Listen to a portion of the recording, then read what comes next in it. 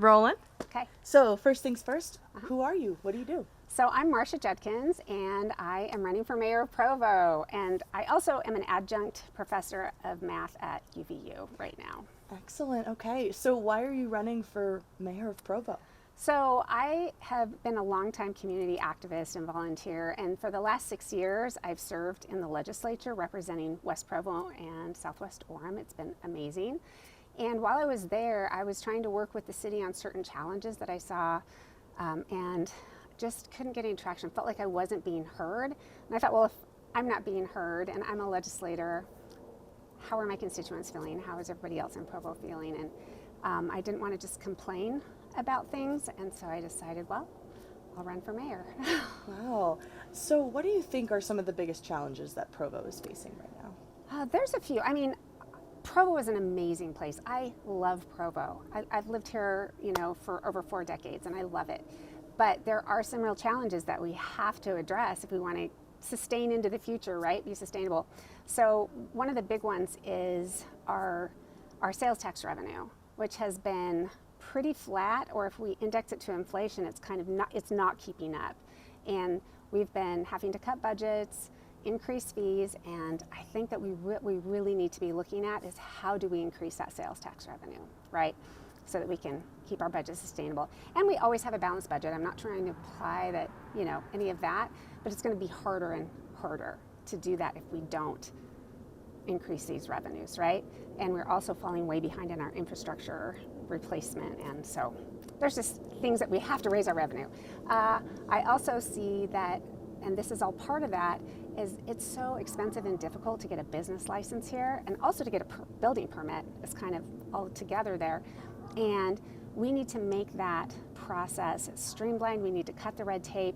We need to be proactively wanting businesses to come and locate here so that we can get that sales tax revenue, right? And there are places that are just waiting for some neighborhood-friendly retail and services and hospitality. And so anyway, I'd love to look at that. We've got housing is always a big issue, and that's difficult all over Utah, right? There's no easy fix for that. I think we need to increase student housing south of campus. We need to better enforce our ADU codes and illegal rental codes so that we can free up some homes for owner-occupied housing.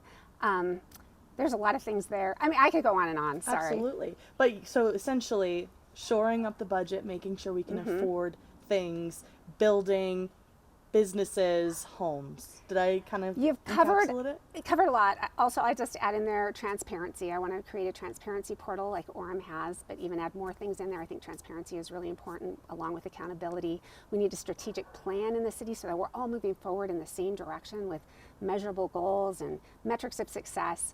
I also would love to unite our community a little bit more, bring back the rooftop concert series, and maybe have open air concerts down at the Epic Sports Park, and just arts events and music events throughout Provo, food truck nights, just to bring our community together. Well, that sounds like a lot of fun. Yeah.